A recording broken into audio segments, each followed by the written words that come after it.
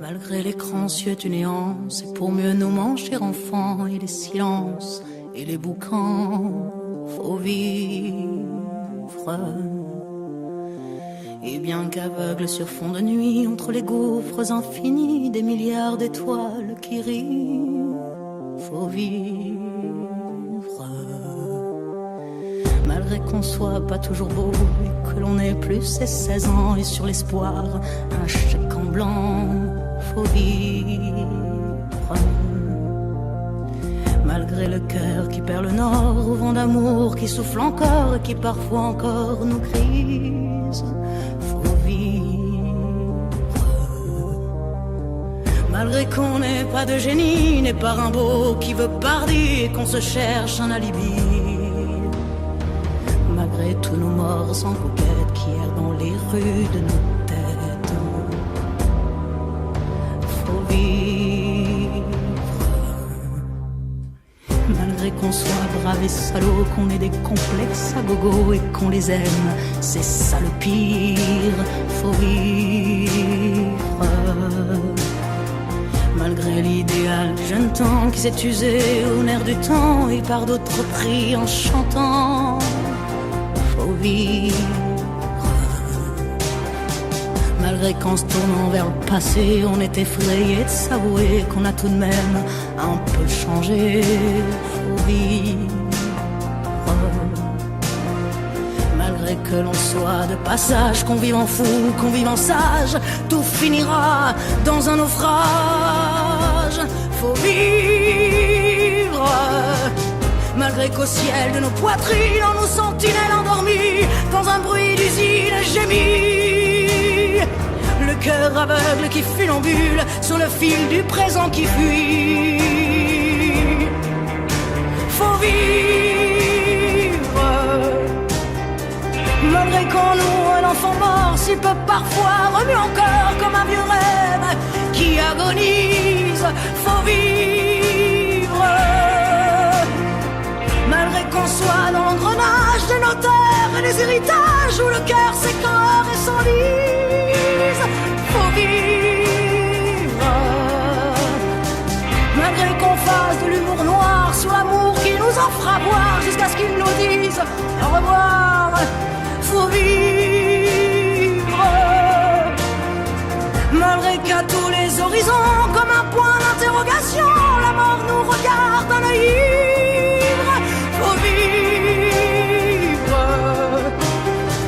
Malgré tous nos serments d'amour, tous nos mensonges jour après jour, mais bien que l'on n'ait qu'une vie, une seule pour l'éternité, malgré qu'on la sache rater, faut vivre.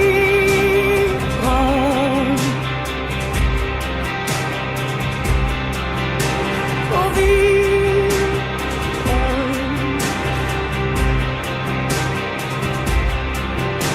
Faut vivre. Faut vivre.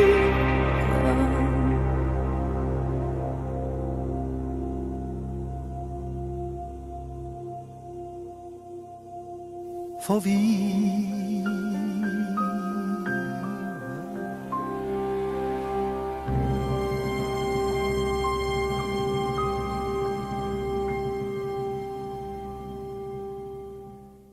Radio Soupente, la station des rapins, sans foi, sans loi et sans courbette. L'émission Intifada, ou le soulèvement en franchouillard basique, du 4 décembre 2018. Le fond de l'air est doux, mais le ciel est gris, et ça bouille. L'émission Intifada, une émission qui relaie des informations sur l'occupation et la répression de la Palestine par l'État colonial israélien. La pause musicale de Milice Mel, voilà, vous avez écouté cette magnifique chanson Faut vivre, composée par Marcel Mouloudji, qu'on entend toute dernière parole de la chanson. Je vais tout de suite, pour un peu vous réchauffer, vous lire un billet consacré à la Palestine qui vivra et la Palestine qui vaincra, et à lire l'histoire foireuse de la tentative israélienne de se dédouaner en France par la saison croisée France-Israël, une foirade exemplaire et salutaire, un bide retentissant. Et nous en sommes très contents pour le dire simplement, en espérant que ça va continuer avec le boycott de la prochaine Eurovision, ce concours de chansons débiles qui doit faire entendre ses voix l'an prochain en Israël. Non, non, non. Plus jamais ça. Alors que la répression, les tueries de Palestiniens dans la bande de Gaza, de jeunes principalement, qui manifestent pour le retour dans leurs villes et villages, de Palestine occupée depuis 1948, du vote d'une loi qui normalise l'apartheid et de la pression mise sur les Bédouins du Negev, que l'État d'Israël veut chasser de ses terres ancestrales pour y implanter là encore, des colonies, pour la plupart composées de religieux fanatiques des partis de l'extrême droite israélienne, qui fait danser le Likoud et la Knesset au son de ces violons racistes et anti-musulmans. Lire les articles d'où sont tirées ces infos sur le site de l'UJFP de ce dimanche 2 décembre 2018. Vous aurez évidemment cette adresse sur le blog de l'émission. En ayant bien conscience que ce site est, d'après les écrits d'énergumènes qui se réclament de Radio Libertaire et de la Fédération anarchiste, un site identitaire. Non, je l'invente, hélas, rien. Et de là à penser que la propagande sioniste est à l'œuvre, fait de nous des probables complotistes et antisémites notoires. Voilà. Mais qu'est-ce qu'est donc M. Khalifa qui va serrer la pogne du Premier ministre autrichien, ou je ne sais pas ce qu'il est exactement, enfin qui est, je crois que c'est le Premier ministre autrichien, qui est lui aussi, qui a dans son gouvernement 6 antisémites notoires. Et bon, mais c'est une autre histoire, sauf qu'il ne fait pas bon dans ce pays qui s'appelle la France, aux Français, de soutenir les causes arabes et les malheureux idéalistes qui aident les migrants sous peine de sanctions qui peuvent se pousser du col jusqu'à la prison. Même pas peur. D'ailleurs et par ailleurs, et bien ici, qu'on s'inspire des méthodes expérimentées dans les territoires occupés de Palestine par Tzahal pour éradiquer toute contestation de l'occupation. Oui, je vous apprends rien, je pense, à moins que vous soyez pour la première fois à l'écoute de cette émission. Voir les récentes répressions des manifs des jaunes, dont on vous a parlé en début de l'émission à Racaille, avec des armes de plus en plus mutilantes et des termes employés par les autorités incompétentes pour qualifier ces libres expressions constitutionnelles d'un ras-le-bol de l'exploitation systématique des classes défavorisées au profit de la classe dominante. Bon, alors on ne vous apprend rien non plus. On se demande d'ailleurs pourquoi on sue du Burnou pour faire ses billets. Ça, c'est ici, en Palestine. Ce sont les Palestiniens qu'on assassine sans état d'âme parce qu'ils contestent la confiscation de leur territoire par des étrangers qui se croient les héritiers du dit territoire. Suffit de croire maintenant ce genre de billevesées pour que ça soit des vérités. Des vérités historiques, monsieur, madame. Ça ouvre les perspectives, et aux yeux et à la raison des gouvernants d'Europe, ça parle, ces écarts de langage, qu'on aimerait bien, n'est-ce pas, monsieur le Président, et pas besoin de vous faire une lettre pour ça. Pote de Bibi, le tueur, que ça arrangerait vos mauvaises affaires de manifs contestataires, de refiler à vos nervis en charge de l'ordre, des instructeurs de Tzahal, leur matos, leur mentalité, pour en finir avec tous ces empêcheurs de profiter en rond, que sont ces foutus jaunes. La Palestine occupée, terrain de jeu de toutes les manipes musclées, pétaradantes et mortifères pour préfacer le futur ordre mondial. Et ça, c'est pas de moi. C'est de quelqu'un de beaucoup plus au jus que moi, et de beaucoup plus important que moi, et de beaucoup plus connu que moi, dont je ne vous citerai pas le nom, qui m'échappe ici, maintenant, et sans retard, qui sera celui de la force contre le droit et on sait bien qui peut gagner dans cette baston de rue inégale. L'inégal, c'est le roi du pétrole, une expression simplement, une expression. Ouais, moi je tiens à ajouter que cette émission, elle va être principalement consacrée à quand même la création artistique à travers deux événements auxquels je me suis rendue. Le premier, c'est à l'exposition Rêver à Gaza, qui est organisée par le comité Palestine 94 Nord et Femmes Solidaires, qui a rendu hommage justement à deux peintres gazaouis, Leïla Kassab et Malak Matar. Donc Leïla Kassab est dans un petit village à côté de Gaza. Malak Matar est partie étudier à Istanbul, mais elle est originaire de Gazaville, et elle était là ce soir-là pour témoigner de son histoire. Et le deuxième événement est l'association Al-Kamanjati, toujours dans la quinzaine de la solidarité. En fait, c'est un rêve en musique, donc c'est faire découvrir cette association qui permet à des enfants de camps de réfugiés de pratiquer la musique avec des instruments, et à travers le travail de son créateur Ramzi Abou Redouane, qui justement a créé cette association. Donc j'en parlerai un peu plus longuement tout à l'heure.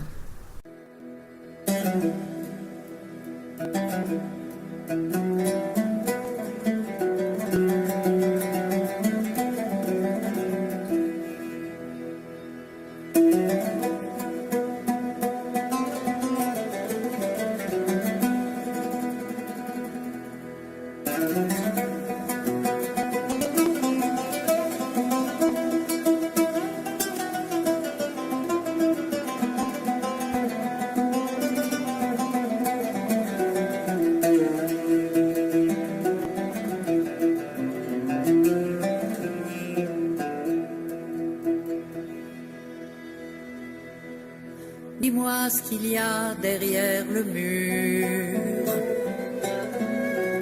qui balafre notre horizon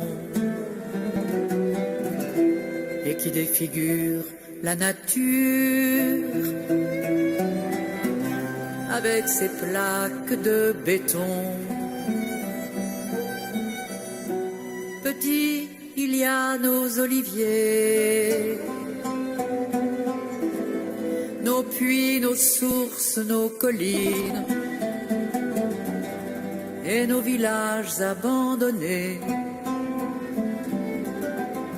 qui furent jadis la Palestine, qui furent jadis la Palestine. Dis-moi où est passée la mer que l'on apercevait au loin, avant qu'il s'empare de nos terres, depuis Gaza jusqu'au Jourdain.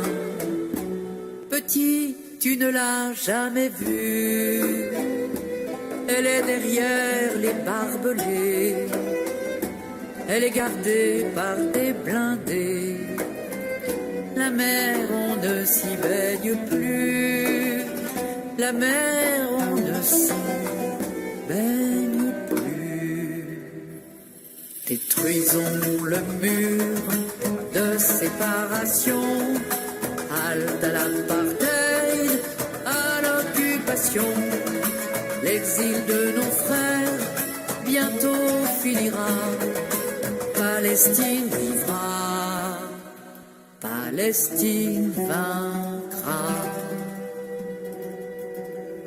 Dis-moi ce qu'il y a derrière ce mur qui a coupé en deux nos vergers. On n'entend même plus le murmure du vent dans les arbres fruitiers. Des milliers d'arbres déracinés, tombés comme des héros sans gloire, témoignent de ce qu'ils t'ont volé. Petit ton pays, ton histoire, petit ton pays, ton histoire. Pourquoi les enfants de Gaza, assassinés par leurs missiles, où sont Ahel et Zacharia, et Muhammad et Ismaïl? dit l'occupant et son cœur. Il prend nos terres, il prend nos vies. Il veut imposer la terreur. Mais nous n'avons pas peur de lui. Mais nous n'avons pas peur de lui. Détruisons le mur de séparation. À l'apartheid, à l'occupation, l'exil de nos frères bientôt finira. Palestine vivra, Palestine vaincra. Dis-moi combien de temps encore pour que mon peuple se libère, mon peuple exclu, saigné à mort, dans sa prison à ciel ouvert. Petit résiste à l'oppresseur, comme Barghouti et Georges Abdallah, chasse les colonisateurs, comme l'a fait Nelson Mandela, comme l'a fait Nelson Mandela. Détruisons le mur de séparation, halte à l'apartheid, à l'occupation. Brisons le blocus, libérons Gaza, Palestine vivra, Palestine vaincra. Détruisons le mur de séparation, halte à l'apartheid, à l'occupation. Brisons le blocus, libérons Gaza, Palestine vivra, Palestine vaincra.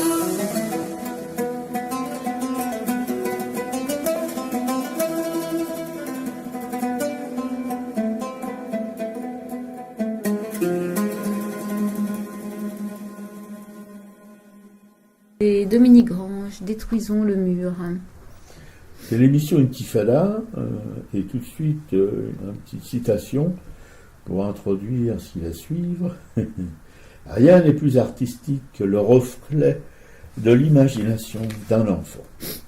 Auteur inconnu. Voilà, donc après, là, on va mettre c'est un enregistrement que j'ai fait quand je suis allée donc à Fontenelle ce jeudi 22 novembre. Donc l'exposition, c'était Rêver à Gaza avec ces deux femmes d'origine palestinienne. Et donc Malak Matar qui va intervenir sur l'enregistrement. Et Leïla Kassab qui n'a pas pu sortir de Palestine. Elle a plusieurs enfants. Malak Matar, on le verra, est toute jeune, elle a 18 ans. Il y avait leurs œuvres qui étaient exposées avec des reproductions aussi qu'on pouvait acheter. C'est du beau travail. Le travail de Malak Matar est vraiment un travail qui m'a énormément plu. Le travail de Leïla est différent, il est plus coloré.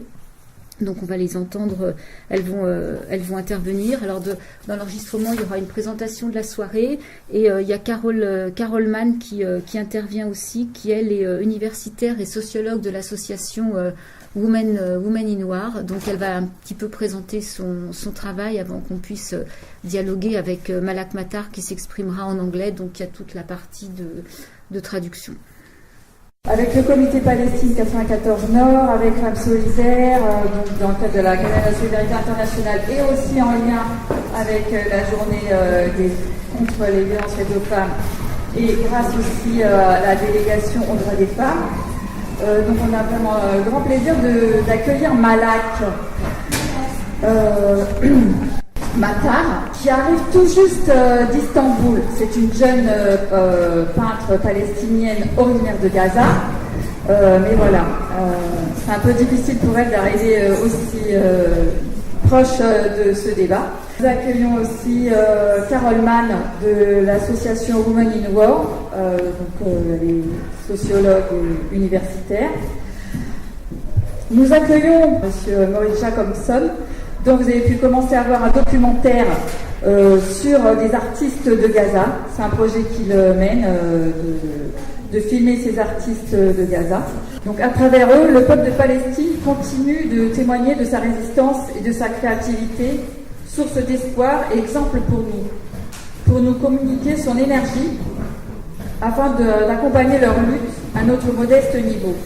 Je tiens à dire, et on y reviendra, c'est que Gaza est comme n'importe quelle ville avec des disparités, des différences, des échelles sociales, plein de styles de vie, à une différence près évidemment, c'est une ville qui est occupée et qui est occupée d'un siège.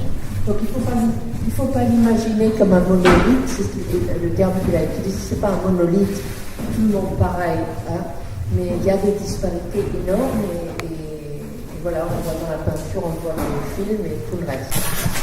Je vais faire une présentation sur ce que signifie être artiste et femme en zone de guerre. Et puis Malak va parler et Maurice vont parler, mais Malak préfère répondre aux questions. Elle est crevée, elle est de Turquie aujourd'hui, est un peu fatiguée, pour toutes sortes de raisons que l'on dit. Bon, qu'est-ce qui signifie d'être à la fois femme et artiste en zone de guerre? On pourrait croire que dans n'importe quelle guerre, l'art n'est pas utile, n'est-ce pas? Parce qu'on se dit il y a l'urgence de la survie et le danger, on est en train de courir, etc., etc., et puis la difficulté pour obtenir des matériaux. Moi, je travaille sur les guerres, sur les conflits armés et les femmes depuis un quart de siècle. J'ai personnellement été dans à peu près tous les théâtres de guerre, comme disait la télé, actuelle. Et ce qui se passe pendant une guerre, c'est un état continu. Vous avez des batailles, des bombardements. Enfin, moi, j'ai commencé avec le siège de Sarajevo, mais il y a des moments entre. Et ces moments entre sont des moments parfois de réflexion, de survie, et sont des moments très longs, réorganisés par les femmes en général quand les hommes sont à la guerre. D'où l'importance des femmes pour reconstruire un avenir, l'avenir en général. Comme vous savez, les traités de paix ne règlent rien parce qu'ils sont toujours signés avec des chefs de guerre et des hommes d'affaires. Si on laisse les femmes faire, c'est nettement mieux.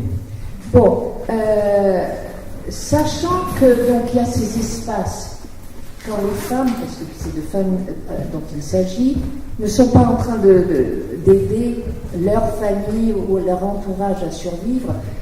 J'ajoute une parenthèse, il faut savoir que les guerres actuelles ont lieu dans des structures sociales traditionnelles, probablement comme en France avant-guerre.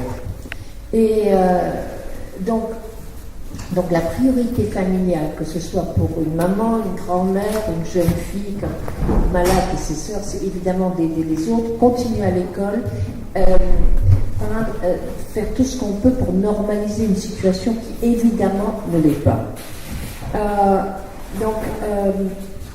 Cependant, on voit dans tous ces pays, et surtout le Moyen-Orient, qu'il y a des femmes artistes. Et alors, on peut se demander à quoi sert l'art en temps de guerre? En général, il y a à peu près deux grandes possibilités. Soit on documente, ça a été le cas dans la Deuxième Guerre mondiale, les femmes à Gurs et dans le Reichstag, dans les camps français, il y a toutes sortes de dessins, on documente. On a besoin de documenter. Où on passe à un symbolisme beaucoup plus personnel. Et c'est le cas des deux artistes que vous avez ici. Malak et Laila. Malak est de la capitale, Gaza City, et Leila est de Rafah, qui est en province, si on prend les provinces, avec une aussi petite surface. Donc, elles ont des vies assez différentes parce que quand on est en dehors de Gaza City, on est vraiment coupé du tout.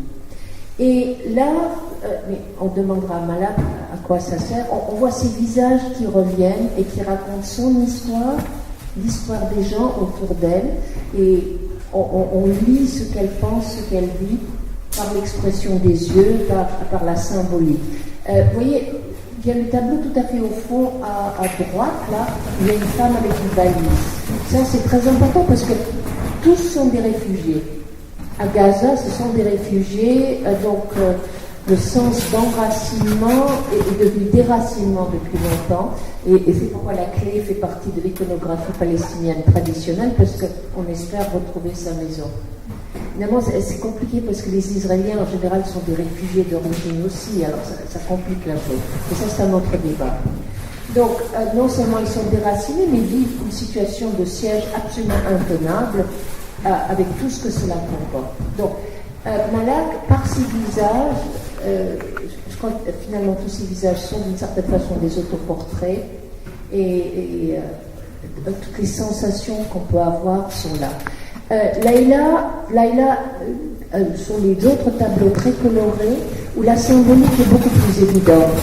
La femme avec des chaînes, des enfants qui se tiennent, ce sont des choses reconnaissables. Il y a des fils de fer barbelés, donc il y a une iconographie non pas symbolique, mais réelle, qu'elle a remis dans ces tableaux. Et ce qu'elle fait, elle, c'est qu'elle a des ateliers pour enfants là-bas. Et grâce à une donation généreuse de votre part, de l'association en particulier, elle va avoir un peu plus de matériel, parce que les matériels pour la peinture sont très difficiles. Et Malak, elle a connu ça aussi, parce qu'elle a peint sur n'importe quoi. Parce que ce besoin de s'exprimer soi-même est tellement important. Et d'une certaine façon, Laïla, elle met des couleurs à un monde qui a perdu ses couleurs, parce que la couleur de la guerre, la guerre n'a pas ces couleurs-là. Oui, c'est rêver à autre chose, rêver à s'en sortir, rêver à une paix qui paraît de plus en plus distante avec ce qui se passe. C'est très très difficile. Bon, alors, pour des femmes, parce qu'il y a aussi le cas de Zehra Dogan, je ne sais pas si vous la connaissez, c'est une artiste kurde actuellement emprisonnée par Erdogan, le président de la Turquie actuel, qui, comme vous le savez, a une politique absolument épouvantable de répression contre son propre peuple et contre les Kurdes. Elle avait repeint simplement une photo de presse qui avait été publiée par le gouvernement turc, des Turcs en train de bombarder la ville qu'on appelle Diyarbakir et que les Kurdes appellent Ahmet. Elle prend cette photo de presse, elle fait un tableau, clac, on la fout en prison, subversion, on ne sait pas ce qui va se passer, elle a au moins 5 ans de prison devant elle, mais c'est la situation actuelle. Et puis en plus, quelqu'un comme Erdogan, qui est islamiste dans le devenir, probablement une femme artiste est quelqu'un de beaucoup plus dangereux. C'est peut-être aussi la même chose à Gaza. Un homme artiste, on a Maurice, si présent, a filmé des hommes artistes là-bas aussi. Une femme artiste représente tout à fait autre chose, parce que ça va contre le modèle. Vous savez, ce sont le Hamas et tout le reste, c'est les mêmes problèmes que les femmes avaient en France à la fin du XIXe siècle. Une femme qui dessine, une femme qui est artiste, une femme qui s'échappe de son destin, donc c'est une menace, parce qu'on ne sait pas. Donc c'est à la fois les stéréotypes des femmes, c'est évidemment aujourd'hui, avec les guerres actuelles et les transactions financières pour la vente des armes, ce sont les gouvernements islamistes qui prennent le dessus dans de plus en plus de pays au Moyen-Orient. Et les femmes, évidemment, comme l'a dit Nicole, elles subissent en premier lieu le siège par les Israéliens, en deuxième lieu des restrictions par cette montée islamiste. On n'est plus du tout dans la même configuration que dans le temps Leila Shahid, vous vous souvenez d'elle. Enfin, la Palestine change aussi. Et comme Maurice a dit, ce n'est pas une situation monolithique. D'abord, une guerre ne l'est pas, et toutes les villes évoluent. Elles ont une vie, c'est organique, ça continue. Les jeunes ont des aspirations qui sont de leur époque. YouTube, Internet, et tout ça, ce sont des moyens d'expression très importants, surtout dans les pays où c'est interdit, comme l'Iran et la Chine. Alors là, ce sont des as. Donc, voilà. Et je vais peut-être conclure là, et puis vous dire simplement que je crois qu'il faut encourager particulièrement les femmes artistes. Je dis ça pas uniquement parce que je suis féministe et je travaille là-dessus, mais c'est parce que c'est tellement plus difficile. c'est tellement plus difficile qu'elles, et peut-être parce qu'elles sont au cœur de la société dite civile, et en principe pas militaire, elles sont peut-être plus proches de la réalité des guerres. Ça, j'ai constaté dans beaucoup de cas. Et elles ont le doigt sur le pouls, si on peut dire, des guerres. Et c'est ça qu'il faut suivre, ça qu'il faut observer. Et ce que je voulais vous dire avant aujourd'hui, ces œuvres sont en vente. Donc vous pouvez me demander les prix, j'ai une liste quelque part mais je les connais par cœur. Il y a là-bas des gravures que Maurice a éditées. Tout l'argent va envers ces femmes évidemment et va vers un grand projet qu'il a pro-Palestine, enfin pour faire connaître un peu plus ce qui se passe, mais on essaie de les aider comme on peut par ces expositions, par la vente et des reproductions et des tableaux. Et l'exposition reste dans la région parisienne, elle sera chez moi à Malakoff au show. Alors si ça intéresse quelqu'un, je peux les amener n'importe où pour d'autres expositions. Parce qu'il faut continuer à en parler, parce qu'il y a un discours évidemment très important sur la Palestine partout, mais par le biais de ces femmes artistes uniques qui expriment quelque chose qui nous touche toutes, peut-être on peut être encore plus touché et voir un autre aspect, et même un aspect universel de la souffrance des femmes dans les guerres et dans la violence contre les femmes, tout en gardant évidemment la spécificité de la situation de l'occupation de Gaza par Israël. Voilà, je vous remercie. On va passer maintenant à la suite. Peut-être, on va peut-être commencer comme ça. J'ai commencé pour amorcer la situation avec Malak. Je vais lui demander, par exemple, comment elle a commencé à peindre. Elle va parler en anglais et on va traduire. Comment et pourquoi, d'accord? Sachant que Malak a tout juste 18 ans. Voilà. Oh, you got to be 19 soon, don't you? Le mois prochain à 19 ans. Et elle est en Turquie parce qu'elle a obtenu une espèce de bourse, je dis bien espèce de. Les Turcs l'ont invitée à suivre des études dans une université privée turque, mais ils ont omis de lui dire que le loyer et tout le reste, la survie est à sa charge. Donc, vous voyez, les tableaux, ça va à la survie au quotidien. Donc, elle est en Turquie depuis l'année dernière, et voilà. Et Maurice, lui, il rentre, il sort de Palestine en passant par l'Égypte à tous les coups. Il rentre par le sud, par le tunnel de Rafah. Voilà. Bon, je vous remercie. Si vous voulez bien, ensuite, vous posez vos questions aussi, mais je vais essayer de désamorcer ou amorcer plutôt. Malak, I'm going to ask you, I'll start by asking a couple of questions, and the people in the audience are going to ask and I'll translate. And should we start this way? When did you start painting, and what does it mean for you? And if you can tell us a little bit about your background. Okay, je vous demande. Well, it can be long, but I have to translate in the middle. I'm not going to summarize, okay? Whatever you feel like. Pourquoi et comment elle a commencé à peindre? Hi, bonsoir. First, I need to thank people who invited me to come and attend this event, which I'm honored to be here.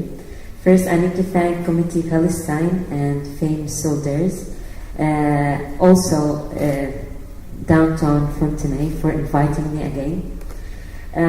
First, I need to introduce myself.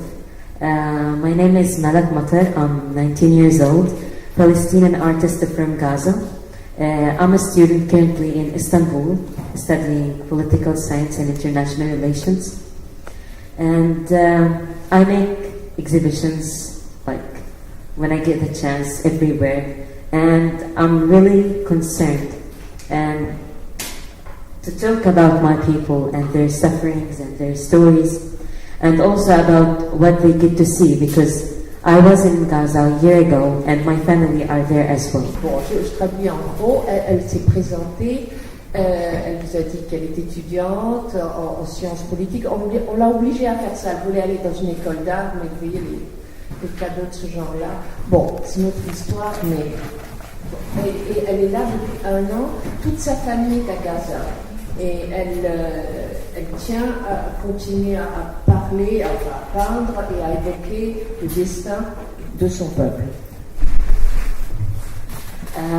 First, I started painting when I was at the age of 14.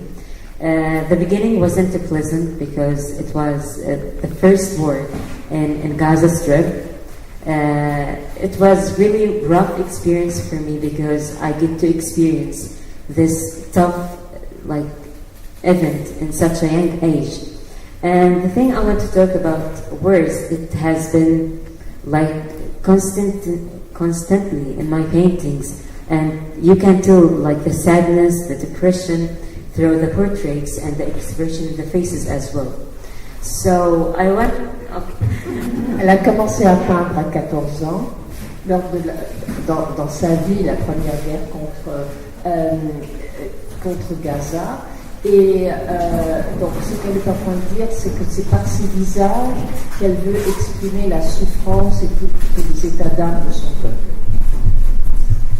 I want to talk a bit about wars, and after this I will talk about the ordinary life of Palestinians and how they live and how they survive. Okay, sure. First, when living in wars, anyone can physically survive from wars, anywhere. I've survived from 3 wars, but the pain and the scars you get after the war, it's irresistible. It keeps growing with you even if you grow. So till now I have memories from the wars because I get to see dead bodies and injured people at a very young age that has an impact on my art. So c'est très important ce qu'elle dit là, c'est que elle dit que n'importe qui peut survivre dans une guerre. Mais la chose dont on ne se remet pas, ce sont les souvenirs, les visions qu'elle a eues, c'est pas des visions, l'expérience qu'elle a eue très jeune, de voir des cadavres, des gens agonisants, des gens souffrants, et elle porte ça en elle. About the ordinary life of Palestinians and also my life in Gaza. So everyone in the world, they expect to have 24 hours of electricity and water. It's something unquestionable for many people. But in Gaza, it's something else.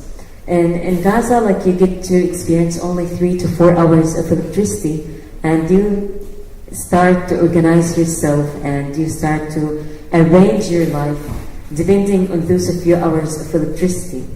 And another issue is the traveling. When thinking of traveling, anyone can get to the airport and visas and stuff, but for Palestinians it's very complex. Speaking about myself, Bon, alors, Gaza est dans une situation de guerre, c'est-à-dire qu'il y a 3-4 heures d'électricité par jour, et un des très grands problèmes, c'est les visas. On ne peut pas sortir, on ne peut pas voyager. Je vais ajouter qu'on ne peut même pas aller du côté de Ramallah. Ils sont vraiment... C'est un état de siège, ils sont incarcérés dans l'espace dans lequel ils se trouvent. So in high school, I studied very well, and I got the second in my country. I got my marks were the top, and after this, I got a scholarship to Istanbul and a private university to study political science and international relations. And this was a very big breakthrough in my life. So, and this was a good thing, but after this I realized and I came to be realistic a little bit and noticed that getting out of Gaza is just a big challenge. So I kept waiting and waiting for months and months. I got the visa peacefully, but it wasn't that easy for me to get through the airport and also through the Egyptian border. So I had to sleep 3 days in the Egyptian border, and it was really humiliating. It doesn't suit any human being to be treated this way. And after this, the airport, and I painted the last painting there, and it's mainly traveling without any family. And when I said goodbye for my family, I said to myself, maybe I will not be able to see them again, because just traveling out and coming back, it's so complex. Bon, alors elle est en train de raconter que quand elle était collégienne, il y avait une espèce de concours national, donc c'était la deuxième meilleure élève de Palestine. C'est pour cette raison-là qu'elle a eu sa bourse. Et quand elle est partie, elle a dû passer par l'Égypte, et elle dit que c'est un processus très très humiliant, parce qu'il fallait dormir à la frontière pendant 3 jours. Et le voyage en lui-même était très dur émotionnellement, parce qu'elle n'avait jamais été en fait séparée de sa famille. Et en embrassant ses parents, elle s'est dit, est-ce que je vous reverrai un jour? Parce qu'évidemment, elle ne peut pas retourner. Et c'est extraordinairement difficile, cette séparation et le fait de voyager seul quand on a 18 ans, c'est pas comme 18 ans ici, hein, je veux dire, on a toujours été au cocon de sa famille, enfin plein dans sa famille et entouré, ça a été très dur et ce l'est toujours. So I want to talk about a simple example of what Palestinians are facing regarding traveling. Actually, my grandma, she passed away 5 days ago, and she passed away in United Emirates, and my mom was in Gaza. So even when she passed away, my mom wasn't able to see her. So this is one simple example of how difficult life is for Palestinians and how unfair they have to go through in their lives. So, getting back to my paintings, I just want to say that many paintings were made while instead of hearing the music or peaceful things, I heard the sounds of pumping, and even now, it's never peaceful. You don't predict when is the next time you're gonna hear the sound of pumping, or when is the next time a Palestinian is gonna die because of just being under a hostile occupation. So it's never peaceful, and every time I hear the news, I just feel scared about my family.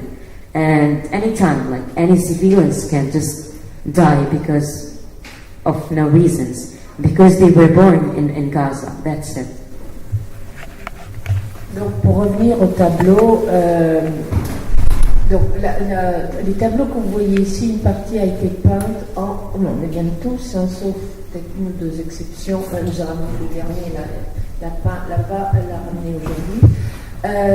Ça a été peint en Palestine, sachant que, même si elle mettait la musique, il y avait le bruit des bombes qui tombaient.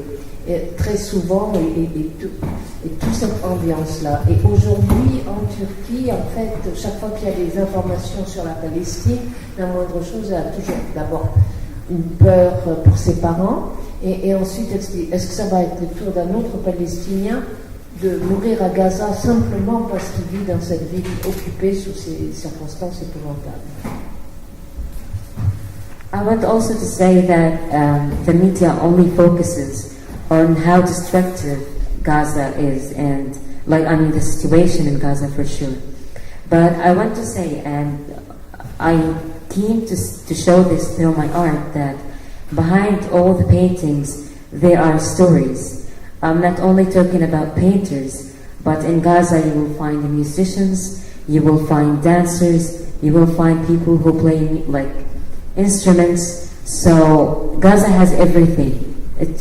Although it has destruction and it has wars, but at the same time it has colors, it has talents, and it needs people to listen, to support, to help as well. Malak dit que dans les médias on voit que la guerre et la destruction, mais en même temps il y a de la musique, il y a des couleurs, il y a des gens qui veulent s'exprimer, il y a une vie, et il y a de nombreux jeunes artistes qui ont besoin de s'exprimer et de se faire entendre. So, at the end, I just need to say that Palestinians are people who want to have the rights in living and traveling, in having decent life, in having the basics of life, which is electricity, water, and other supplies. I want to say that every time you see a killed children or an injured body, or even like recently you've maybe seen people who have no hands, no legs because of amputation. So I want to say that imagine this person to be one of your family's members and how you would react. I think your reaction is going to be sincere enough to support and to stand with Palestinians. And I don't really mean the financial support, but I mean with your heart, with your attitudes, by everything you do, even by a post on Facebook, by a message, by telling someone about what's going on in Palestine. You are doing something. So never trivialize what you are doing. Even if it was simple, it means a lot for many people. Thank you. Bon, en gros, ce qu'elle dit, c'est que quand vous voyez ces photos de gens qui ont perdu leurs bras, enfin, amputés ou malades, imaginez que c'est quelqu'un de votre propre famille et vous verrez un peu la souffrance quotidienne des Palestiniens.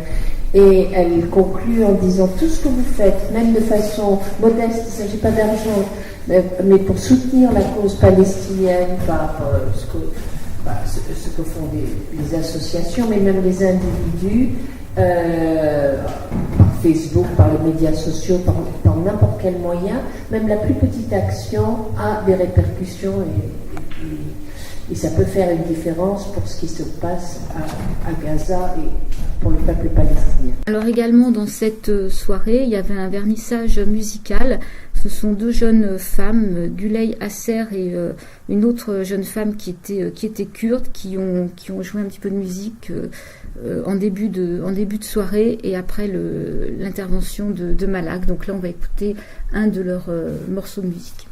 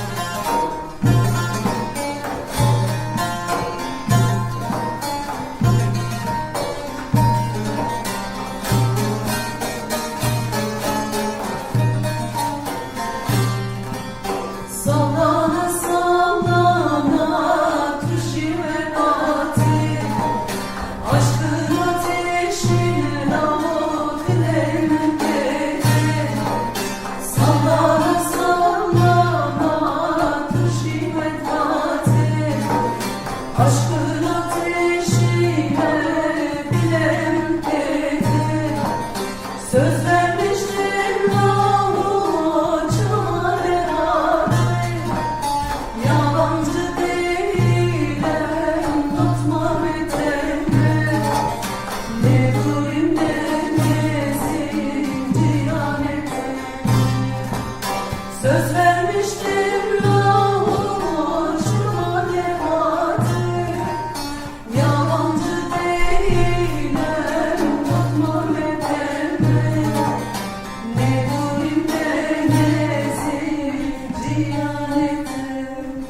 voilà, c'était ces deux jeunes musiciennes. J'ai oublié de préciser aussi que Maurice Jacobson était là ce soir-là. Lui, c'est un Américain qui a travaillé pour la chaîne de télé américaine et qui, en fait, à l'occasion de voyages en Palestine, s'est passionné pour les artistes palestiniens et qu'il a consacré 1 ou 2 ans de sa vie à passer à Gaza par les tunnels pour aller à la rencontre de tous ces artistes, et qu'il en a tiré un film qui s'appelle We All Live in Gaza. Malheureusement, ce film n'est pas disponible en France. On peut le voir sur YouTube, mais il n'est pas sous-titré. Mais on voit cette jeune Malak dans le film, quoi.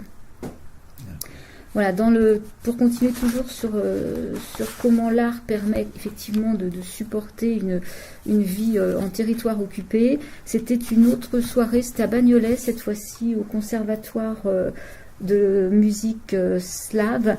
C'était le quartet de l'association Al-Kamanjati qui était venu animer cette soirée. Et en fait, c'est une soirée qui était consacrée, donc cette association Al-Kamanjati, c'est une association pour le développement de musique en Palestine. Donc Al-Kamanjati, ça veut dire le violoniste. C'est une association qui a été créée en 2002 par Ramzi Abou Redouane, qui était étudiant palestinien en alto au Conservatoire d'Angers, et qui cherche, donc cette association facilite l'accès de la musique aux enfants palestiniens.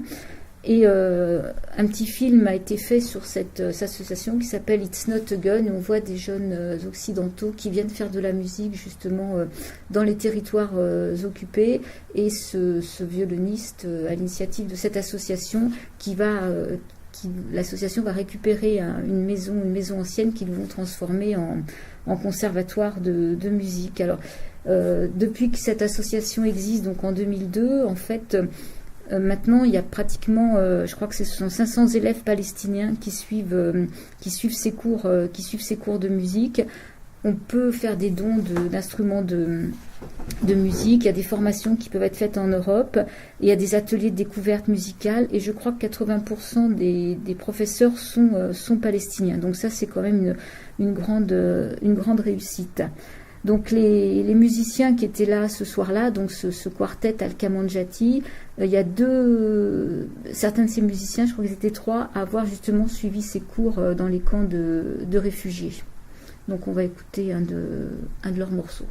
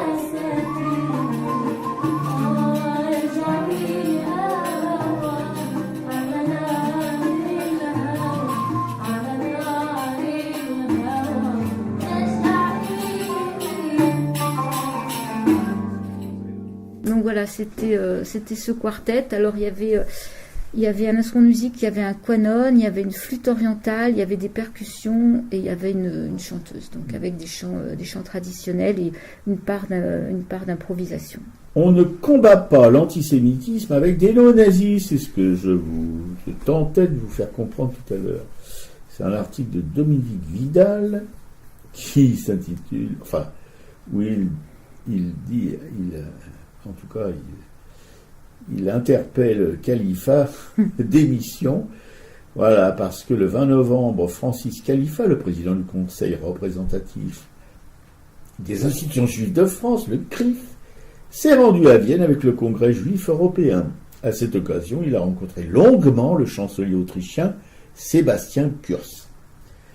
Et la lettre d'information du CRIF n'en fait pas mystère, voyons. Elle affirme que le chancelier Kurz s'est montré volontaire et déterminé concernant la question de l'antisémitisme et a assuré Francis Khalifa de sa vigilance au regard de la situation actuelle. Le CRIF oublie un détail. Le dit Kurz a intégré dans son gouvernement 6 ministres du Parti libéral d'Autriche, le fameux FPO, de feu George Haider, et les déclarations de ce dernier, comme celles de son successeur, Heinz Christian Strache, ne laissent aucun doute. Il s'agit bien d'une formation enracinée dans le néo-nazisme. Vous croyez, vous, tout ça? Non. Chassé le naturel, il revient au galop. Ancien responsable du mouvement juif d'extrême droite bêtard, François Khalifa, entraîne le CRIF dans des alliances fascistes sous couvert de lutte contre l'antisémitisme. Ce faisant, il imite son pote Benjamin Netanyahou qui flirte ouvertement avec tout ce que l'Europe compte de populistes, d'ultranationalistes et d'extrême droite, de Viktor Orban à Jérôme Kaczynski, polonais, en passant par Matteo Salvini, le Rital, Geert Wilder, c'est le mec du Nord, là, nordiste, là, je ne sais plus comment, si c'est suédois, norvégien ou hollandais, vous choisirez, sans oublier Sébastien Kurz, justement, qu'il a rencontré et qu'il l'a assuré qu'il allait se battre comme un chien contre l'antisémitisme. Même le président de l'État d'Israël a condamné cette dégénérescence. Combattre l'antisémitisme aux côtés de néofascistes, a-t-il déclaré, est absolument impossible. Peut-on tolérer que celui qui prétend parler au nom des Juifs de France salisse ainsi le judaïsme? Non, il doit démissionner. Sinon, que comptent faire les associations juives membres du CRIF? Vont-elles fermer les yeux et se rendre complices, ou vont-elles, sans aucune ambiguïté, sanctionner ces graves dérives? Il en va de leur honneur. Dominique Vidal, que d'aucuns considèrent comme un identitaire, lui aussi, dont les écrits sont vraiment nuls et non avenus, voilà. Je vous dirais que ces gens qui contestent, si vous voulez, la personnalité de Vidal avec des propos aussi stupides, sont encore une fois des gens de Radio Libertaire et de l'AFA. C'est pas une rancune tenace envers eux, c'est des pauvres gens, bon, je leur pardonne tout ce que je peux leur pardonner, mais enfin, les faits sont là et ils y resteront encore longtemps. Voilà, alors toujours dans les infos intéressantes, justement dans le BDS, le boycott des investissements sanctions, là on peut parler de désinvestissement, c'est le RNB, cette plateforme de logement là qui pourtant est bien dans notre moule libéral et fait pas mal d'argent. Et la station, l'association RNB vient de cesser ses activités commerciales dans les colonies illégales d'Israël en territoire palestinien occupé, justement, suite à une campagne mondiale menée par Human Rights Watch et un certain nombre d'organisations affiliées au mouvement BDS pour le droit des Palestiniens. C'est un premier pas dans la bonne direction qu'RNB cesse de profiter du vol par Israël des terres appartenant aux autochtones palestiniens et de leurs ressources naturelles.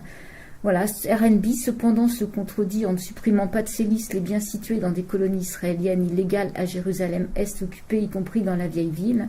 Toutes les colonies israéliennes dans des territoires palestiniens et syriens constituent des crimes de guerre selon le droit international, Jérusalem-Est ne fait pas exception. Le tourisme socialement responsable et les pèlerinages devraient exclure tout logement illégal. Donc l'industrie israélienne du tourisme utilise les maisons volées à des réfugiés palestiniens, par exemple, comme hôtels, chambres à louer, restaurants et autres. Mais la campagne contre Airbnb devrait continuer jusqu'à ce que la compagnie respecte entièrement ses obligations en matière de droits humains. Voilà. Ah oui, là, si vous marchez pas au pas de loi, et puis bref, vous êtes antisémite, c'est sûr. Voilà, une autre info aussi, c'est Radio France. Alors Radio France, apparemment, dans une émission, c'est en direct du Monde. C'était une émission qui a lieu tous les matins de 5h16 et aussi à 10h56, présente des sujets d'actualité. Et là, elle portait sur le mérite, le 22 novembre, cette émission portait sur les mérites des avocats israéliens. Problème, l'émission omet certains détails, comme le fait qu'une partie substantielle des fruits soit produite dans les territoires palestiniens occupés et finissent par prendre des allures de publicité. Un tropisme récurrent, à en croire un autre reportage que la radio publique a consacré aux technologies hydrauliques israéliennes en septembre dernier. Et les membres de l'UJFP, justement, se sont fendus d'une lettre ouverte à la médiatrice de Radio France pour protester. Ouais, non mais ça... vraiment, c'est pas une découverte que tous les médias, qu'ils soient d'État ou qu'ils soient privés, ne se privent pas justement de déblatérer des insanités sur ce mouvement BDS, boycott des investissements sanctions, initié par les Palestiniens bien sûr, et qui prend de plus en plus d'importance, et c'est pour ça que de plus en plus de répression à l'encontre de ces militants et de ceux qui les soutiennent sont à l'ordre du jour du calendrier, en tout cas, de tous les pays d'Europe. Voilà, donc il y a effectivement, comme tu parlais de l'Eurovision, là, le prochain combat, c'est effectivement faire en sorte que le prochain Eurovision ne soit pas en Israël l'année prochaine. Or, au départ, ils avaient même voulu le faire à Jérusalem. Il y a eu des pressions. Les Israéliens ont dit que ce ne serait pas à Jérusalem, mais à Tel Aviv.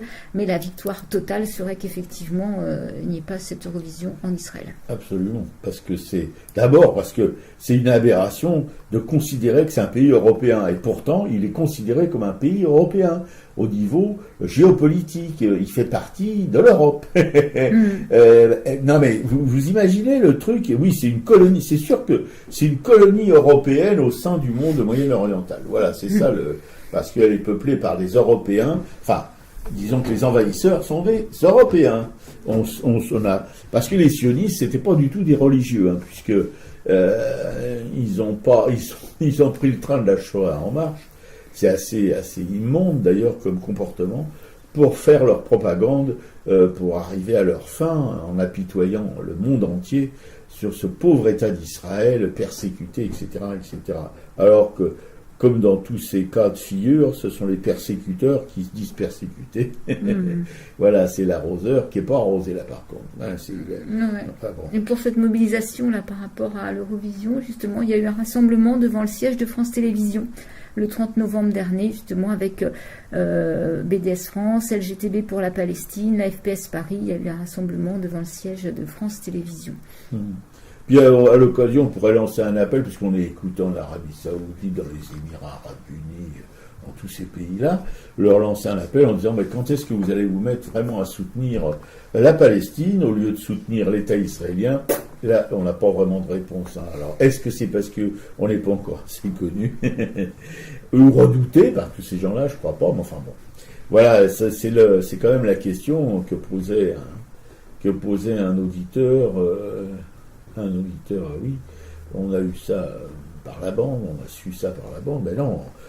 D'abord, on s'en fout un peu de tous les États qui soient limitrophes ou autres, comme on se fout de l'État israélien, comme on se fout de l'État palestinien. Les États ne nous intéressent pas. Nous, ce qui nous intéresse, ce sont les gens, voilà. Que ce soit les Palestiniens ou les Israéliens, mais le peuple, pas leurs dirigeants, qui sont, comme tous les dirigeants du monde, des gens sur qui on peut éventuellement passer très vite parce que ce sont des infoutus, ce sont des criminels de guerre la plupart du temps, etc. Oui, parce qu'il ne faut pas se leurrer. Hein. Même en Palestine, la bourgeoisie palestinienne n'est pas du tout à défendre l'ensemble du peuple palestinien. Moi, je suis allée à une autre soirée, c'est vraiment ma semaine de soirée, vendredi soir à Montreuil, où là, c'était la FPS Montreuil qui organisait une soirée. Il y avait un journaliste, Pierre Barbancet, qui justement a parlé un petit peu de toute cette situation, et il y a eu des questions sur la bourgeoisie, et effectivement une bourgeoisie reste avant tout une bourgeoisie, elle est plus bourgeoisie avant d'être palestinienne, donc elle défend complètement ses intérêts. Et il y avait un chanteur qui était là, un chanteur chilien, qui racontait qu'effectivement du temps de Pinochet, il y avait la bourgeoisie palestinienne qui était réfugiée au Chili et qui défendait Pinochet, quoi. Ouais, voilà. Non, mais la bourgeoisie, elle est la même dans le monde entier, minus le monde. Voilà, il faut pas, même en France, quand il y a eu l'occupation nazie, je veux dire, la bourgeoisie française était une bourgeoisie qui coopérait hardiment avec l'occupant. Hein, voilà.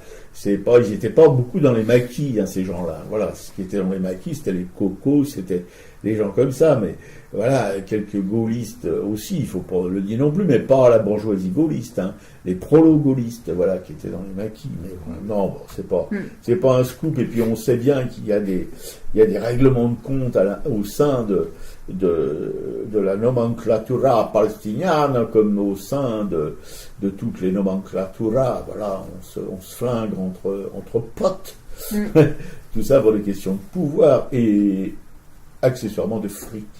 Ouais. Et ben voilà, on a fait à peu près le tour des infos. Là, il y a un film qui va bientôt sortir, c'est Le Char et l'Olivier. Pour l'instant, il n'est pas en avant-première sur Paris. C'est dommage. Voilà, mais on va suivre l'affaire de près. On suit l'affaire parce que Le Char et l'Olivier, ça inspire quand même. Donc, vous voyez un char, et puis vous voyez en face un olivier. Même si c'est un olivier millénaire, il ne fait pas vraiment le poids face au char. On ne peut pas dire. Voilà, on termine avec Julia Boutros. Oui, bien sûr. Ouinal Malaïn. Camarade, bien sûr, camarade.